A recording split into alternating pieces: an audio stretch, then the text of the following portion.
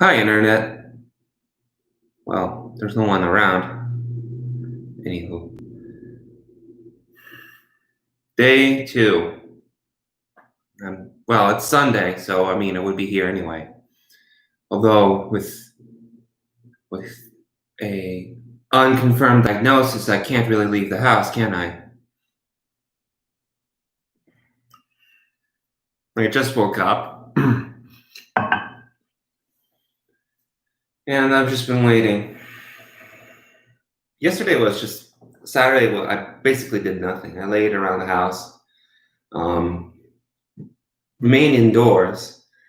I didn't bother. Like I had things to do, but I can't do them. I had ordered a bookshelf, and fortunately, I told them that I was going to pick them up at the post office, but now I can't. So I'm basically stuck at home for 2 weeks without being able to pick up packages. I specifically told that I was going to pick them up a week prior to all this. I look like a mess. Well, I am a mess, but at least I was able to sleep. I didn't eat anything. Well, I didn't eat anything, so that helped. If I eat, I get insomnia. If I don't eat, I'm sleep better. I'll sleep better. Now I finally had some breakfast, some normal breakfast. Um,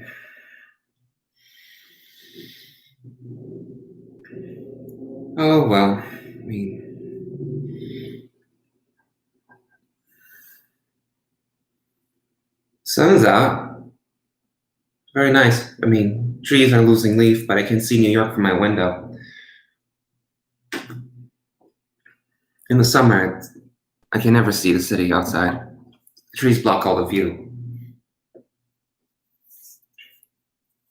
Almost like a Fifth Avenue effect. Like you don't really see the park when the trees are in bloom, so all you see is green outside.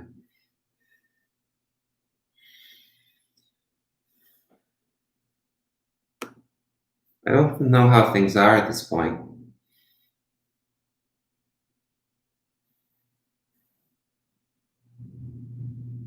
Contemplating whether I should tell my father to stay home and not come visit me. I'm so sick of it. They are saying that the vaccine will be shipped out by Monday,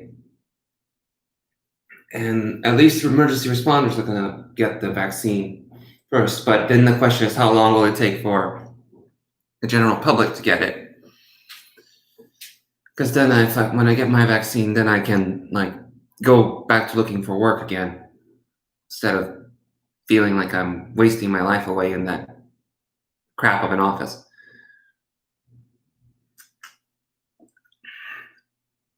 I look terrible on this camera. Well, it's not like I don't have PewDiePie budget, so it's not like it matters.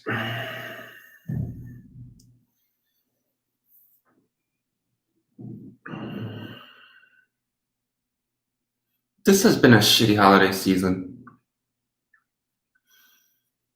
I decorated, tried to put some Christmas cheer on, have some optimism, but the perpe- the perpetual state in which my coworkers live in, which are mostly millennials, it's just doom and gloom. Like there's no reason to be happy.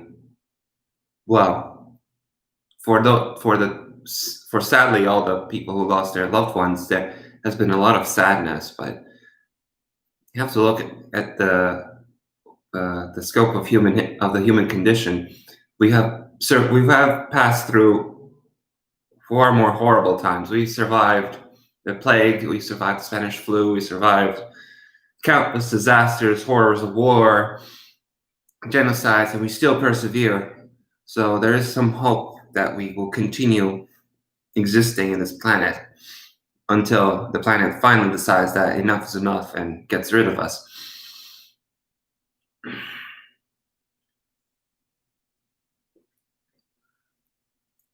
Wonder who's watching. Maybe it's the algorithm. Google likes to spy on everybody. Usually to sell data, but it's not like they use it for anything useful, like analyzing our data to find things that give us meaning, find the great love of our lives. It's just to sell ads. If they only knew my income, balance, then maybe they would stop sending me adverts for not Rolls Royce, for Mercedes Benz and Jaguar, because I can't pay for I can't pay for that kind of car.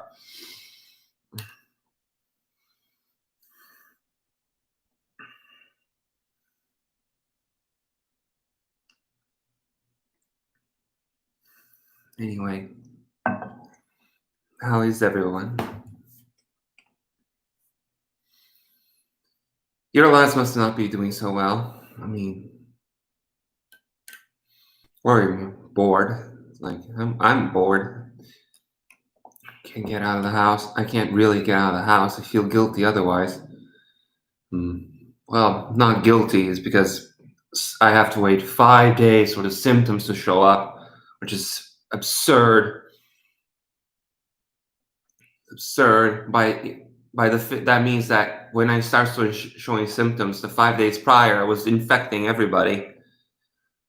So then, what kind of emergency contingency containment effort is that? It took me before the pandemic. I contracted a cold from a coworker on Valentine. I started feeling symptoms for on Valentine's Day, and then I spent the whole entire period of about a month from Valentine's Day to the closing of everything by the end of March, coughing and coughing and coughing, and no one in my office bothered to ask me, "Oh, you don't seem too well. You should stay home," and that kind of thing. No one gave a rat's ass about it then, because they were delusionally thinking that this pandemic was coming from Asia instead of coming from Europe. I could have just as well, if it had been, which wasn't, I could have been like coughing up a storm and infected the whole office. But no, only because the government tells them to give a rat's butt, or their lawyer, that they have to give a reason, or at least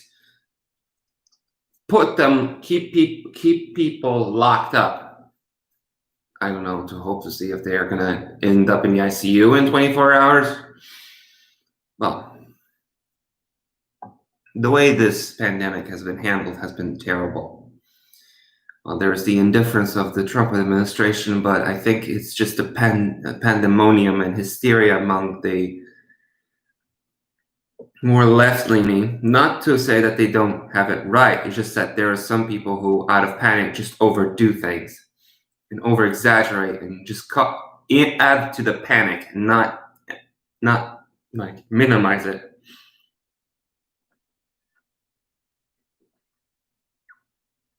My office allowed all the smokers to come back to work.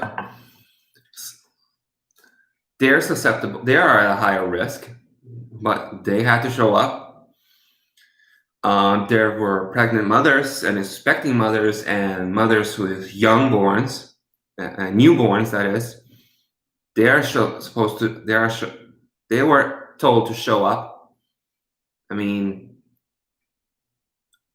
I thought we were protecting people that were at a higher risk of being affected by this. And the last time I checked, people who decide to turn their lungs into tar and babies are at a higher risk, because one has destroyed their own body on their own volition, and the other one is just that they're too young for the body to process everything, or to develop the immunity to protect itself from disease.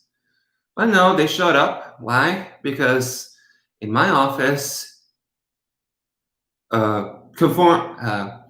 making money is more important, because we have yoga on Tuesdays, and the entitled millennials love the fact that they have yoga on Tuesday afternoons, and they were quite content on the fact that they were still going to get yoga during a pandemic.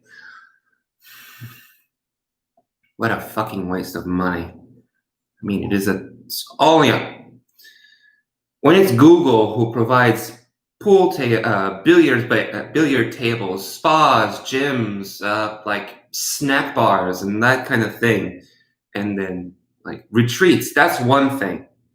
They're a huge technological corporation, and all the money that goes into it is to improve the lives of their employees so that they are happy and they keep producing at 100%.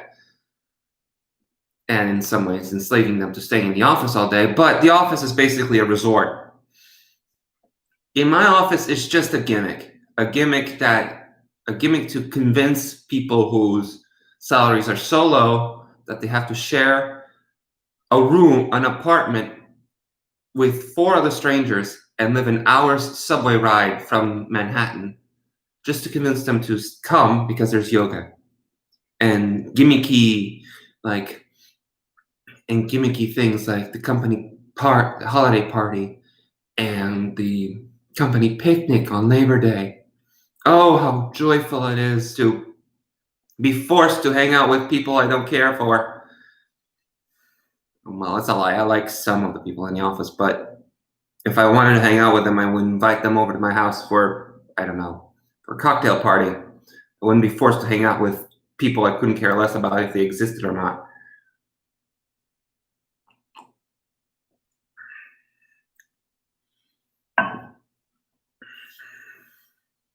Here's a mess.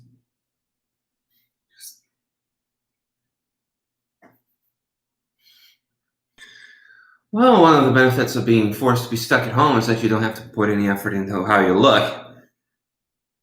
Not like people put in that much effort in real life in the office. The pretension that being in an architecture office you can be casual and call people by their first names is kind of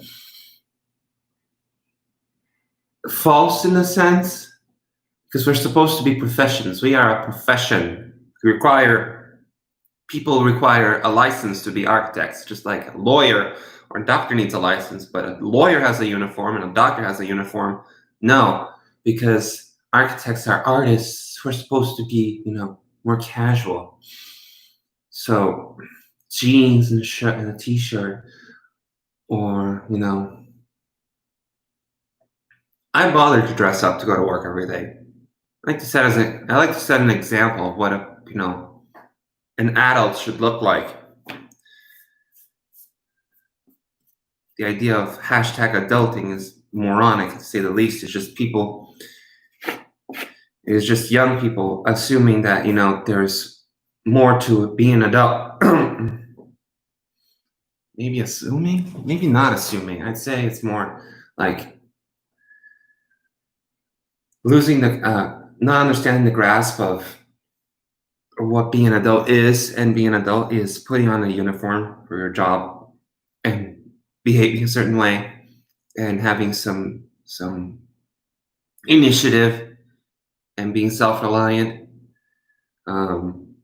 which most people I know don't share those things. My close friends do. They are self-reliant and independent, and they do the job of adulting better than others, but at the same time, they're struggling too.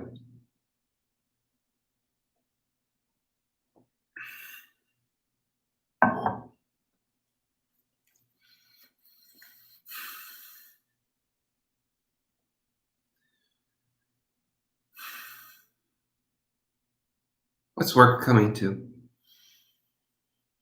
I really don't like that. I don't like being told that.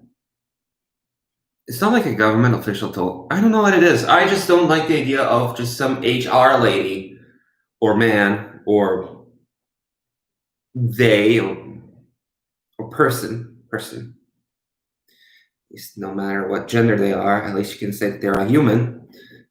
So the human HR, a human relations human, pulling things out of thin air, and I don't know if they pull it out of thin air. Maybe they're telling me the truth, or maybe they're or they're operating in the hyperbole with when it comes to CDC guidelines and just making everything extra, just to making everything extra, just so that there is no repercussions when all this is over. I wonder if I can sue. Thought about calling an attorney. I don't think it's worth the effort. I mean, the idea was that the office wasn't going to be shut down. Only the people who were in contact with the person who was positive would be let go. But because I would come to work every day, I already have a fucking suspicion that they're assuming it was going to be me, that I was patient zero or something. If people start making jokes like that, then I guess I'm going to call an attorney.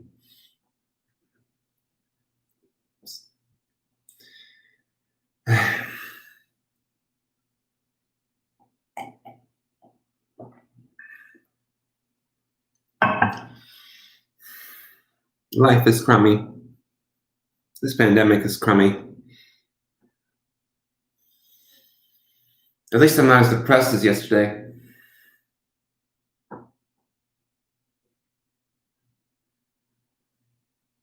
I think then I guess I'm not depressed. I'm just down. Depression means that it's chronic and every day. I'm just sad at the circumstances. And also the fact that I'm still being forced to work in a job I could care less about says enough about my mental state. Well, there are plenty of people who hate their job, but they have to show up anyway. Just that they're not allowed to be frank about it. And if they are frank, they get blackballed or, I don't know, get told to a tough luck, dipshit. This is a very long video.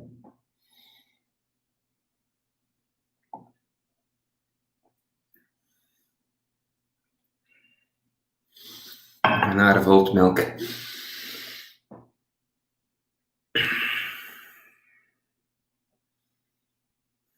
Well, I don't have much to. I want to talk more, but I don't have anything else to say. Maybe tomorrow when I get on camera again, I'll have it on camera again. I'll have something more to say. Well, I guess that's it. Bye, Internet. Have a good Sunday, I guess.